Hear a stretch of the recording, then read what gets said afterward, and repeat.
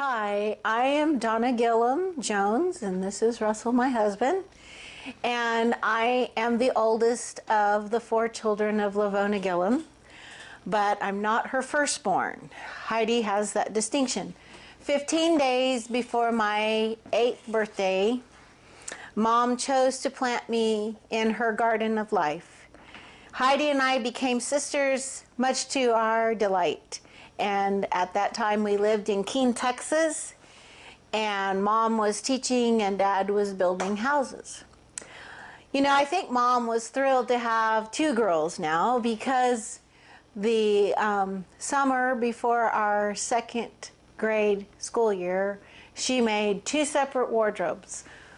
One for Heidi and one for me, with all matching dress patterns. Heidi would have one color of fabric, generally blue, and I would have another color of fabric, generally red, although there were exceptions to those rules. And now, when we went to school, the whole school could celebrate the new Gilham sisters. It wasn't long before Vicki joined Mom's Garden of Life, and then Doug came along and joined too. Life was really busy, and it was sometimes tiring, but we all kept laughing, playing, eating, sleeping, and most of all, growing. The little ones were often found in the happy company of the big girls, as Heidi and I taught them school, carried them around in the wheelbarrow or the wagons, or just plain carried them around. We played lots of chase games, mud pies. We made lots of mud pies, and we read a whole lot of books. Vicki and Doug loved to bring a whole pile of books for us to read. Life brought changes. A move to New Mexico and then back to Keene. But through everything, Mom did everything she could to make sure that all of us kids got Adventist Christian education. And she paid for piano and or music lessons. And she encouraged us to become diversified, learning to sew, cook, sing, and speak. And she helped me with the supplies that I needed to do woodworking class and academy. And she encouraged Heidi with her Spanish. Her and Heidi would do Spanish together. And she made a lot of sacrifices for us kids. But you know, she didn't seem to mind. She had a lot of fun with us too. She planned camping trips, vacations, birthday celebrations, Christmas fun, and we always made special desserts and main dishes every Friday for Sabbath dinner. On Mother's Day this year, I called her and we talked on the phone, and she said she was so happy for her good kids. She said she had heard a lot of parents talk about all the trouble that their kids had given them, and she was just really thrilled with her kids. And she says, I guess you guys were just good kids. And I said, no, Mom, it's that we were God's blessing to you, because every good gift comes from God. And she says, well, I guess I'm definitely blessed. You know, Mom had a career in teaching, and she even became the educational superintendent for the conference. And she knew lots and lots and lots of people. And lots of people love LaVona Gilham. But there are 4 people who know her as Mom. Those 4 people's lives have been greatly influenced. Those 4 people have been put on vantage ground by a mom who did her best to invest in them. May that investment live on to be her legacy. I am Heidi Gilham Medina. I am LaVona's daughter. I was her firstborn, and for a while I was an only child. Later I was a younger sister to Donna, and then I was a middle child when Vicki came along. I stayed the middle sister, but I was the second oldest after Doug came along. Through life experiences, LaVona was a single parent during most of her parenting years. For several years it was just Mom and me, and then she remarried, and I had a sister with whom I would be very close during my growing up years, and within a couple of years there was a younger sister and a younger brother. And for a while we were a family with 4 kids, 10 years after that marriage, she was a single parent again, this time with 4 kids. She sacrificed a lot of us, for us, but she never made us feel like it was a hardship. She enjoyed her family. She was always working to make memories. When we were living in New Mexico, we would go camping in Colorado. When we were living in Keene, Texas, we would go Galveston, Texas, go camping right on the beach, spend a couple of weeks just in our camper right on the beach. And we camped and explored all over the Smoky Mountains when she lived in Tennessee. She loved nature, loved animals, and especially loved bird watching. She kept bird feeders. She could identify most of the common birds that came to the bird feeders.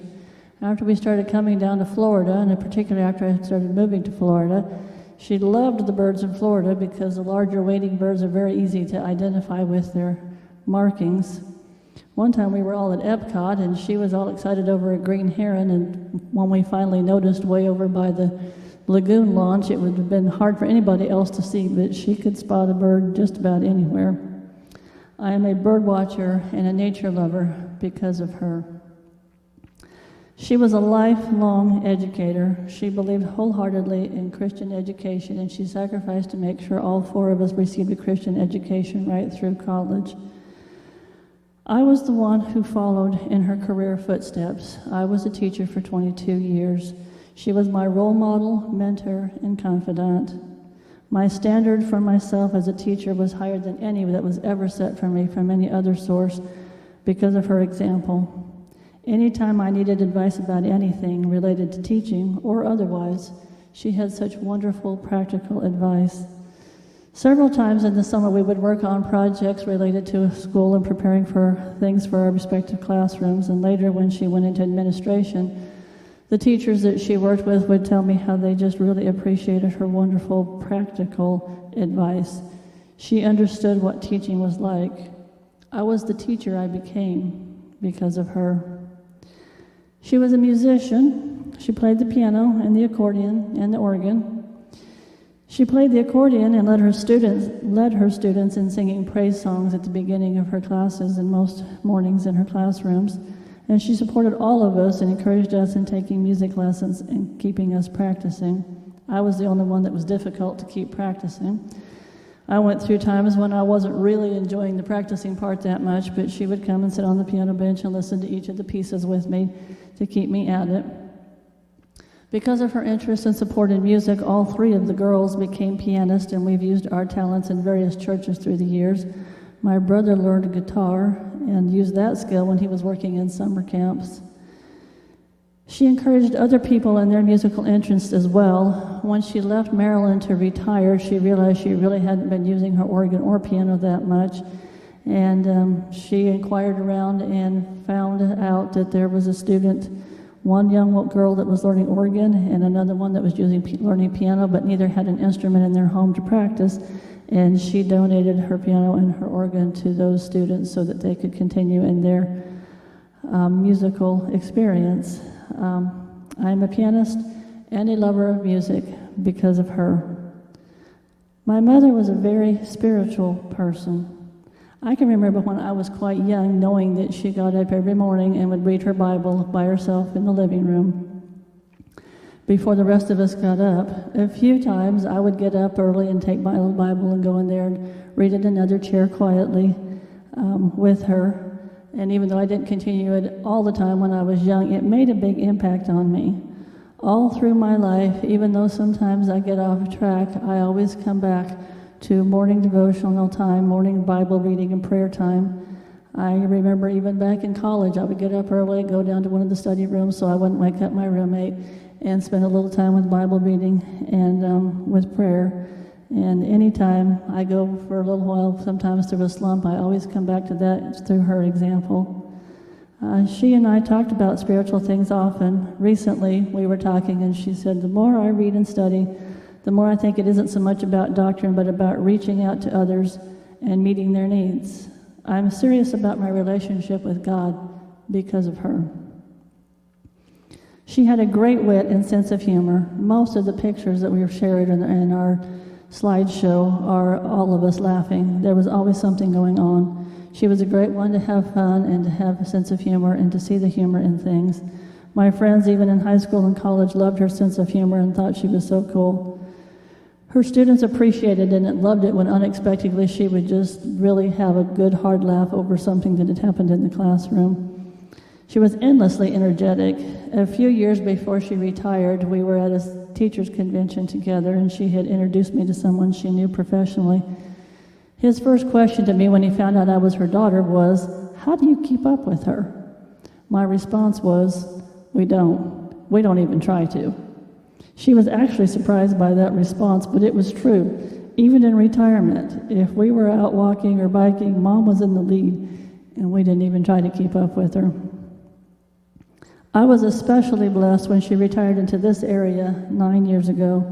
These last 9 years have been a gift. Once again, we were near enough to do things together on a constant basis, and we did. We went to the beaches and the lakes and the animal parks and concerts and trips to Disney.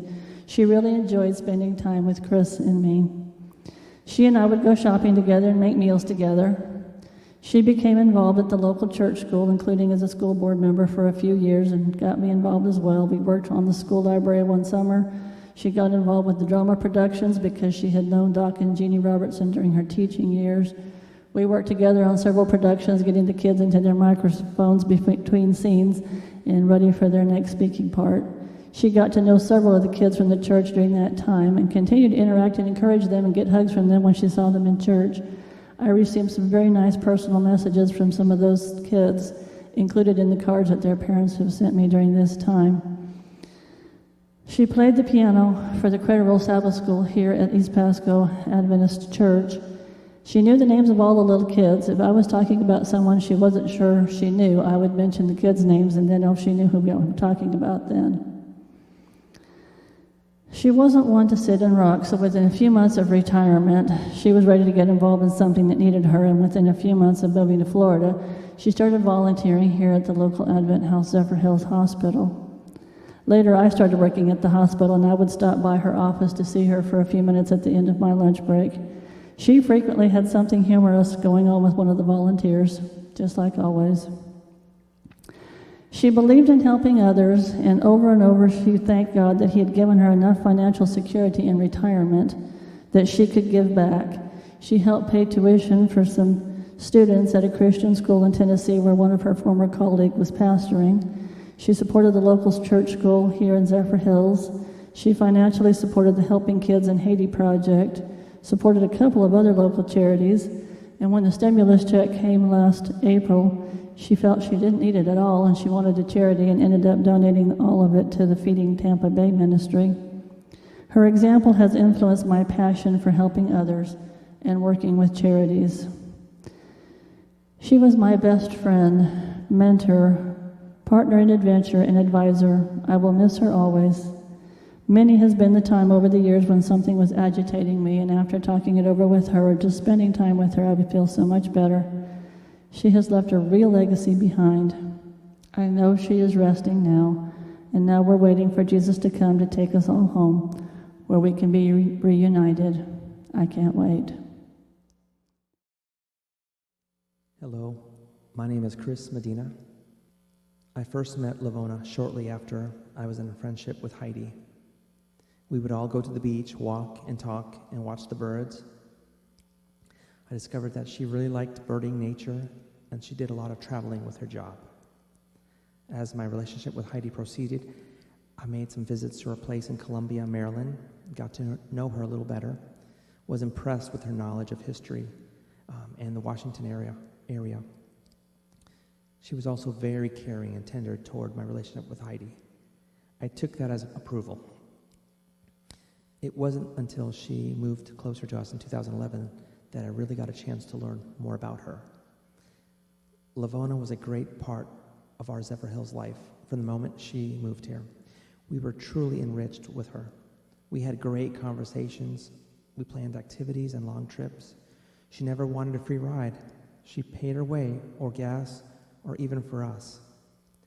We enjoyed many trips to Animal Kingdom and Epcot, Texas and Gatlinburg road trips. We spent each Sabbath together, worshiping at church, and then having the Sabbath lunch and making afternoon plans.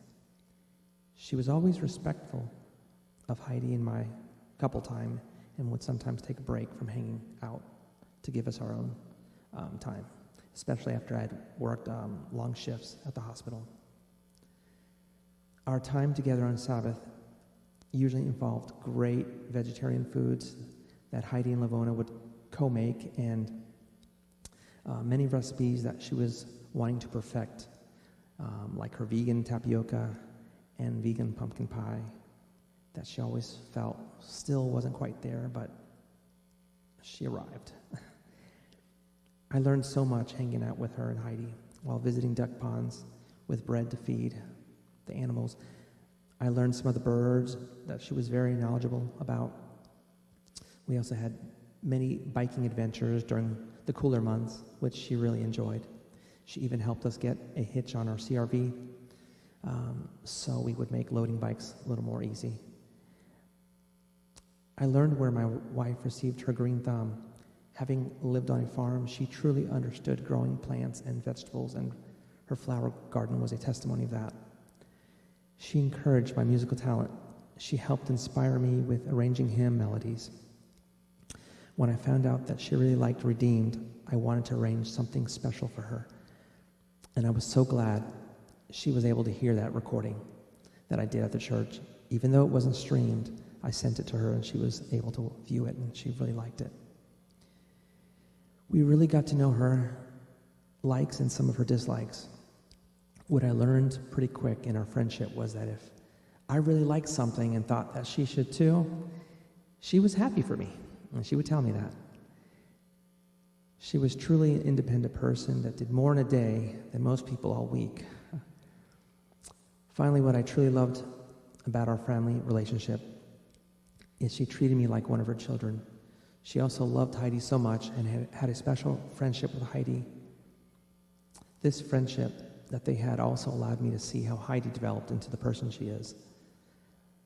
I'm so looking forward to reuniting with her when Jesus comes. My tribute to my mom. I'm Vicki Gilham, LaVona's youngest daughter, and I can honestly say that growing up, my mom was my best friend. Out of all my childhood friends, I considered her my best friend, and I told her that. My mom is someone who has always demonstrated strength and good humor, and she taught me to think independently. I especially enjoyed being a student in her classroom and really appreciated being able to have the same breaks and holidays because she was a teacher. She was a phenomenal person, one of the most effective professionals I've ever known. She was a far-seeing leader and a tech-savvy organizer, and that's something I've always been proud of. And she was effective because she was both tough and compassionate, and kids loved her for it, including her own. And she loved her students, often remembering them years later. The very last conversation I had with her on the last day of her life, she was telling me the story of one of her home economics students who came into class knowing almost nothing about cooking, sewing, or crochet, and how she learned so much that she was able to learn to cook, to make her own dress for the banquet, and to make her own hand-knit afghan. And she was so proud of her. But she was a wonderful mom, too. She did all the kinds of old-fashioned things that any kid could ever dream of their mom doing. We had a whole room, floor to ceiling, full of homegrown and home-canned vegetables. She made a dozen or more loaves of handmade bread every week. We slept under hand-knit afghans at night, and we had some homemade outfits, homemade clothing. And best of all, she taught us how to do all those things too. We had a yard full of flowers and spring bulbs. My childhood memories are full of flowers, butterflies, and hummingbirds that came to visit our yard. But one of the things that stands out the strongest in my mind about my childhood is all the laughter and happiness that we had in our home, and so many wonderful times that we had together. Very often, the only way that it could be described was simply as a rip-roaring good time. We loved it, and we loved her. And all of that is even though she was going through some very stressful times and carrying difficult burdens on her shoulders. She sacrificed so much financially to give us the best opportunities for education. She never let the difficulties overshadow our home, and her faith was always strong. She gave us examples of how God provided for us many times. She would tell us kids about how she had an education bill due, and she would get a tax return for the exact amount that was due. And that happened year after year. Many times she told us how God had provided for her and for us. Only as an adult, observing many situations and how children are so often treated harshly or parenting can be ineffective, only as an adult have I begun to understand just how blessed I was to have her as my mom. And I've told her that often as an adult and thanked her for it.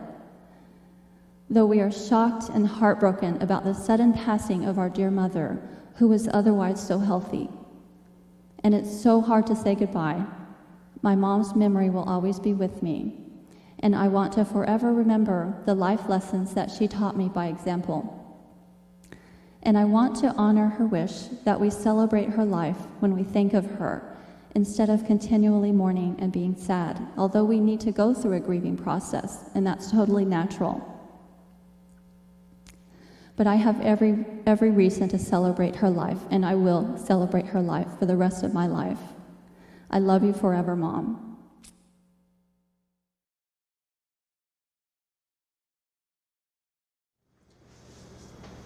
So I don't really know what to say. Mom's passing was so sudden and unexpected. I feel like nothing I could say would be sufficient.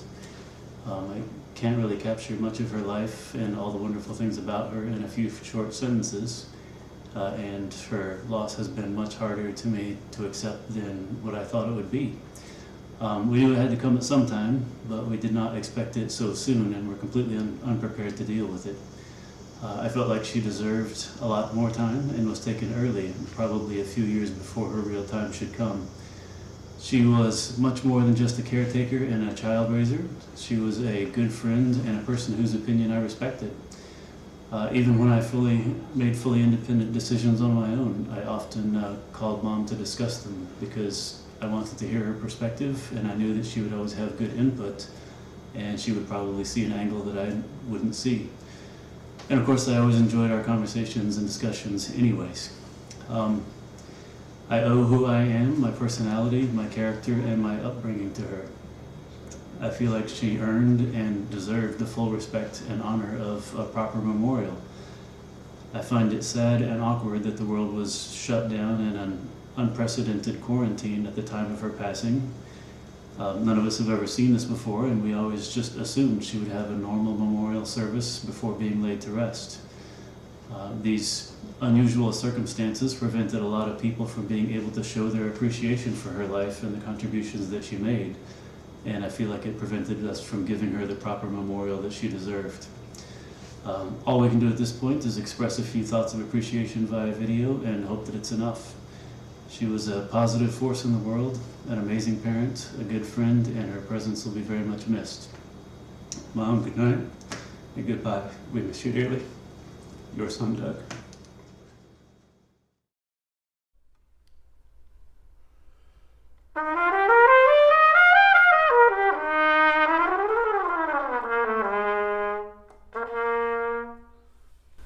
Hi, my name is Steve Hubbard.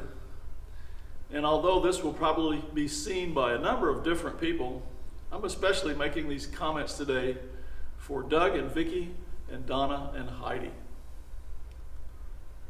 I first met LaVona the fall of 1968 when she came to our school, the church school at Keene, Texas, to be the 5th grade homeroom teacher. And although I was in 6th grade that fall, I had her as a teacher for several subjects.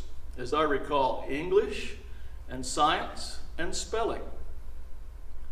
Now, a spelling class is usually a boring thing, but she made it interesting. And she was such an intuitive teacher that she figured the best way to get us to learn our spelling words was to use spelling word copying as a sort of discipline. We had a class full of renegades, and we all liked to pop off with smart remarks in class. And she would smile sweetly and say, "Steve, all your spelling words, please, by noon recess time, 100 times each." Well, we figured out pretty soon that we could tape 2 pencils together at an angle, and we could do it in half the time. So she just doubled it, 200 times each. She was a teacher that was absolutely intuitive in the way she taught. I don't mean she wasn't well trained, because she was. But she knew how to pique our interest, how to use humor and pathos and sarcasm and sometimes toughness to get us to do the things that we needed to do and to feel like that we had had fun learning. Now, in talking to her years later, I found out that some of the subjects she was teaching us, like science and how rockets work, she admitted to me later that she was about 1 day ahead of us in the textbook. But she made us think that she knew everything there was about science. And she taught with that sort of a panache that we all came to enjoy. Now, after her first year of teaching at Keene, and she had come there with a small child, but as a single parent, she got married and suddenly became the mom of another child. So now she had her daughter Heidi and her new husband's daughter Donna, and later 2 more children, Vicky and Doug. So after that first year, she wasn't our teacher anymore for a year.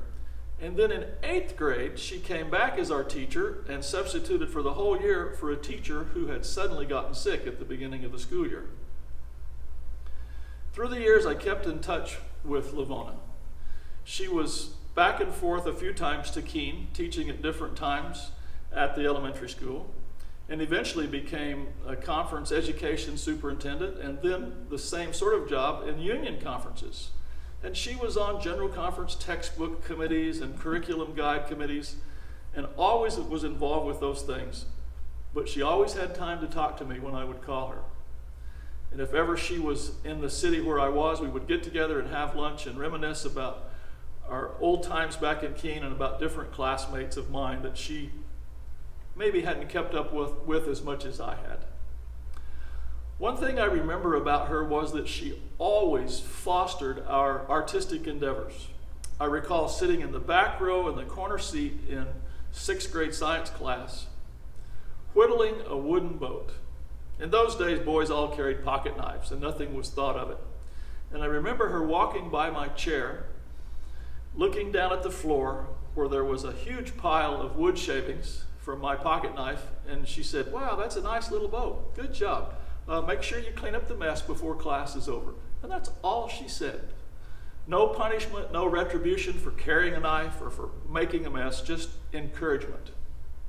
I remember another time in 6th grade where I'm sad to say I was physically beaten by one of the other teachers. And she found out about that, and she became my advocate. And she went to work in my behalf, and it was seen to that this other teacher didn't do that anymore. She believed in her kids. I remember another time, after I was a grown-up person and was teaching and playing trumpet, she drove 5 hours clear across the state of Tennessee with Vicky and Doug in tow to hear me play a solo concert as a guest artist at what was then Southern Missionary College, now Southern Adventist University. We got to visit perhaps just ourselves 15 or 20 minutes, but she heard my concert. We talked for a moment afterwards, then she got in her car with those 2 kids and drove another 5 hours back to Eastern Tennessee. That's a teacher who really cares, even after all those years. I recall another time when I was going through a really rough time in my life, and I was talking to her on the phone. Even when the rough time was maybe my fault, she always was nothing but encouraging. And she said, "Steve, I'm going to tell you one of my favorite Bible verses. It's Isaiah 41:13. And the modern version says, 'I am God, I'm going to take you by the right hand, and I'm going to help you.'" She said, "That verse has always encouraged me because I'm right-handed." And I said, "LaVona, what do you mean?" And she says, "I can't do anything with my left hand. So if God is holding my right hand, it means I am hopeless and helpless. He has to do everything, but he's holding my right hand and he's going to guide me. I've never forgotten that. I say that verse often, and I use it not every day, but almost every day as part of my daily devotion to remind me that we have to depend on God. This past October of 2019, my wife Ruth and I were on vacation and business in Florida, and we got to spend almost an entire Sabbath with LaVona along with Heidi and her husband Chris. We did some music at her church. I played trumpet a couple times. Then we had a nice picnic in the park, and we had a wonderful visit together. Now that LaVona has passed, I'm more than grateful for that time in October to spend a last visit with her under wonderful circumstances. I'm really sorry that she's passed, but Vicki and Doug and Heidi and Donna, we know we'll see her again. I know I'm prejudiced, but I think that Scripture bears me out. The next thing that LaVona hears will be a trumpet. Not mine, but Jesus' trumpet. Take care, all of you. I love you. I wish I could be with you today. Thanks.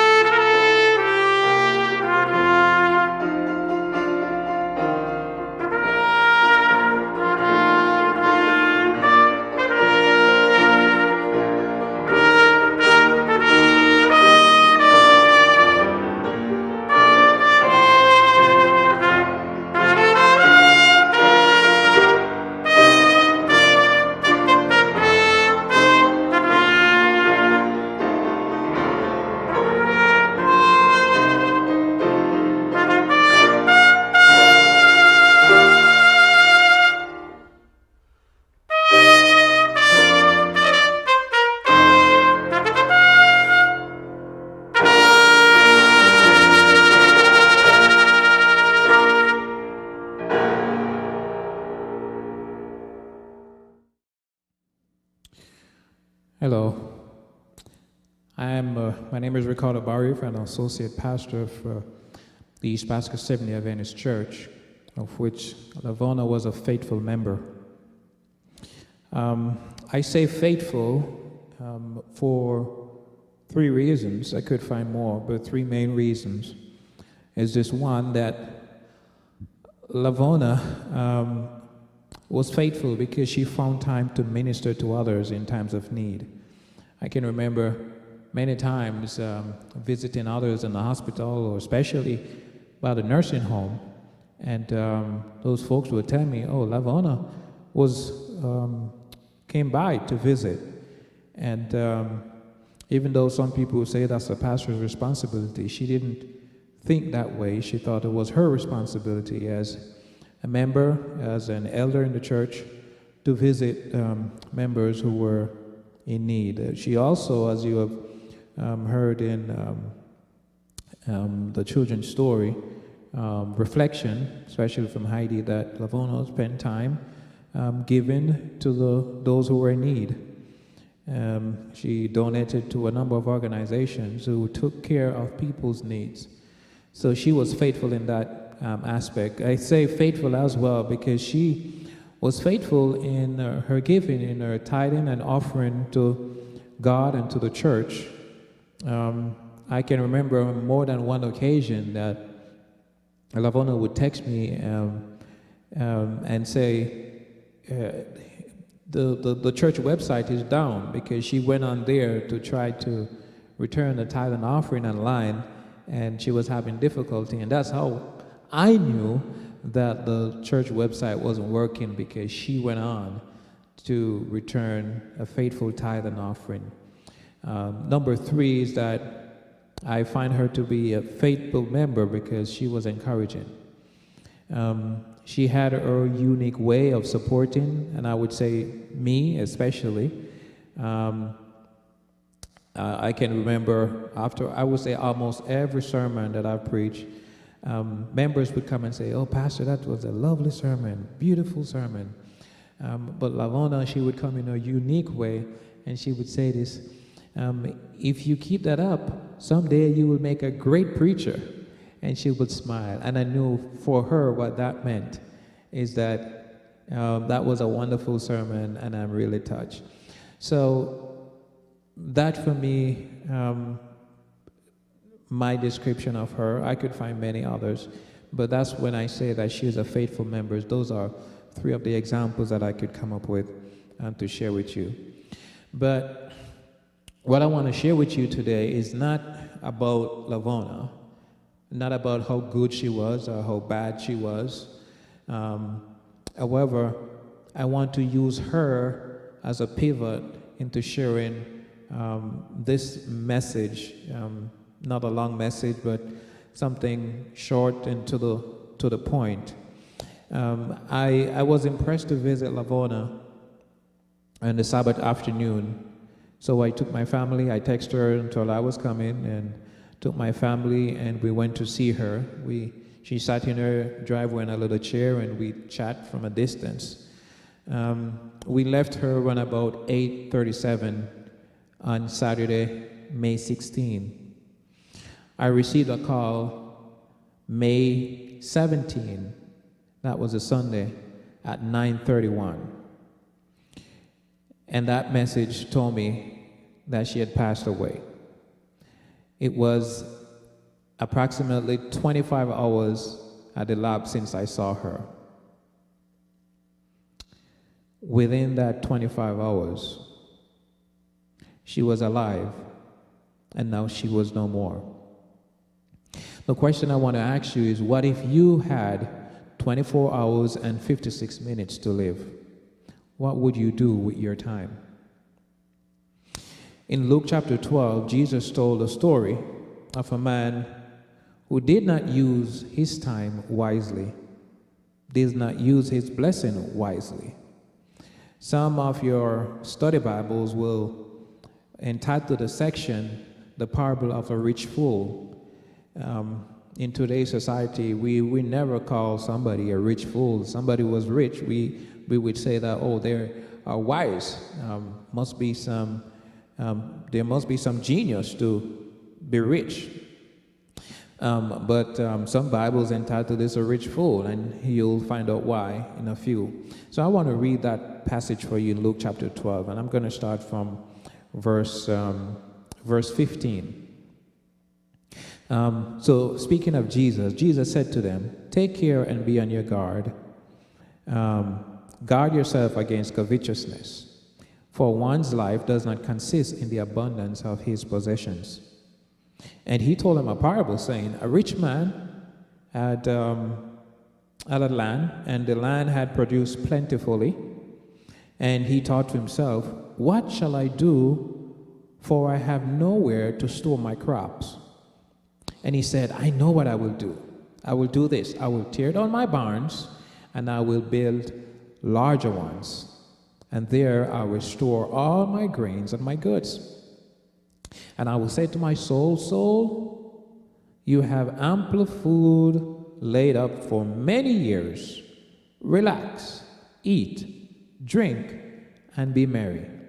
Verse 20, "But God said to him, 'Fool, this night your soul is required of you.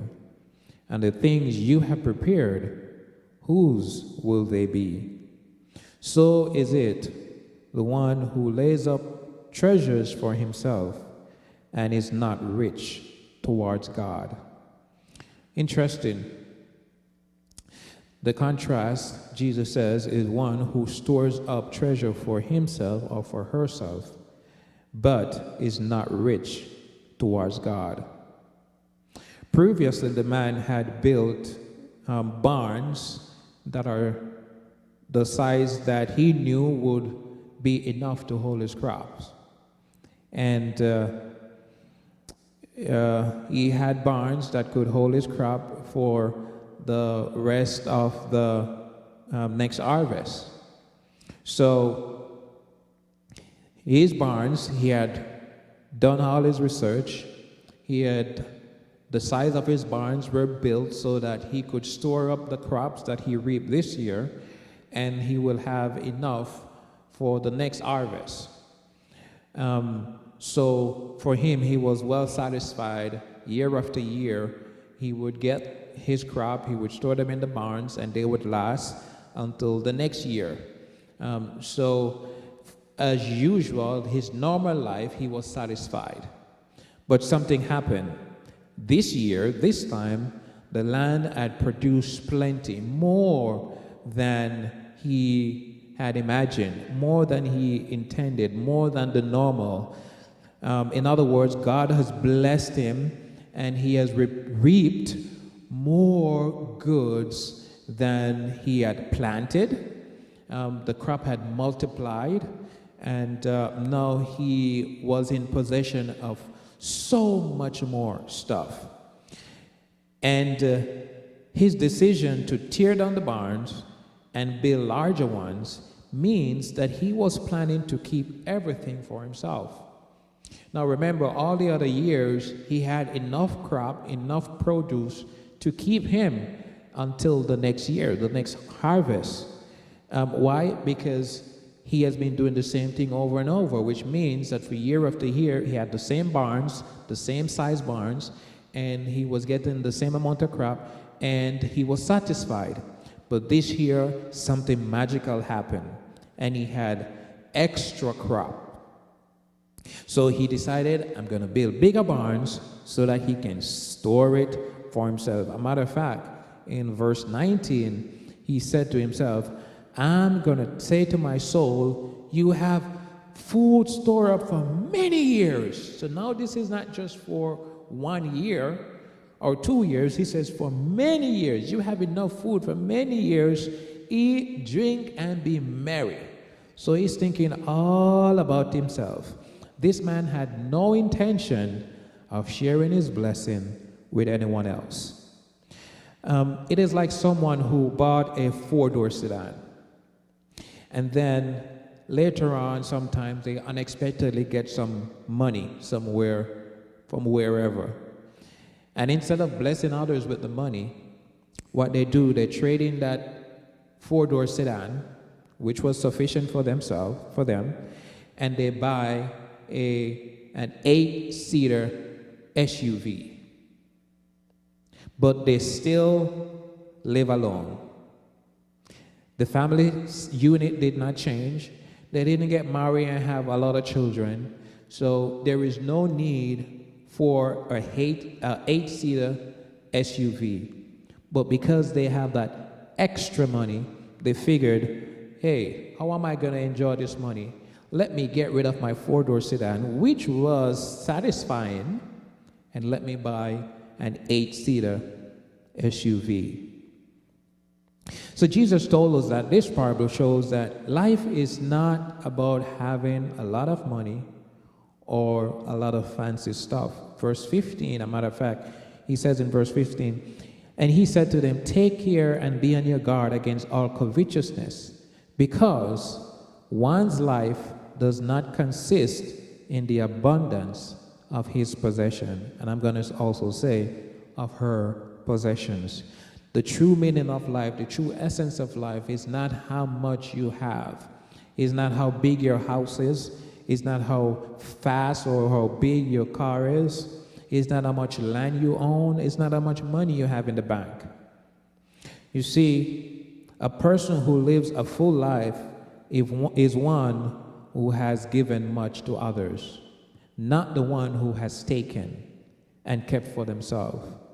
The true essence of life, the true meaning of life is not about receiving and storing. It's about giving and blessing. When God took Abraham from his land, he told Abraham, he said, I will bless you, and through you all the nations of the world shall be blessed. I want you to think about that. God told Abraham, I'm going to bless you and your seed, and through you all the nations of the earth shall be blessed. The blessing that God intended for Abraham, it wasn't for him to keep to himself or for himself. It was to be a blessing to others. LaVona believed that. And in her own little way, she also lived it. And I want to ask you the question that I asked earlier. If you knew you had 24 hours and 56 minutes to live, how would you live those hours? I want you to reflect on that question.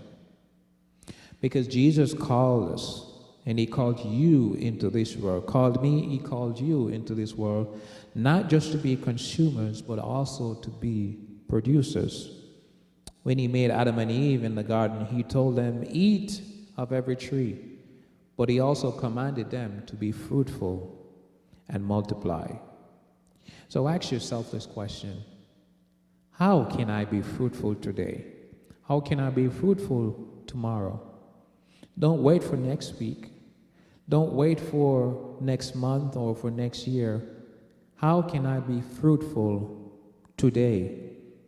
To be fruitful is to make someone else's life better than how you met them.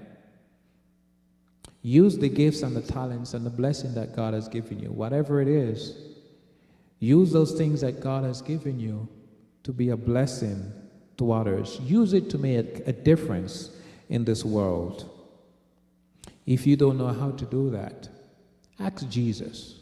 Invite Jesus into your heart. Invite him into your life. Invite him, and he will lead you.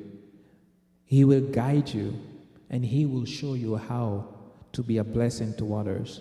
He will show you how to multiply. When we bless someone, and they too are grateful, and they too are blessed for what you've done for them, then they will also be a blessing to someone else. And that's how we multiply. So when your time on earth is ended, and Jesus returns, he can honestly say to you, well done, good and faithful servant. Well done, my son. Well done, my daughter.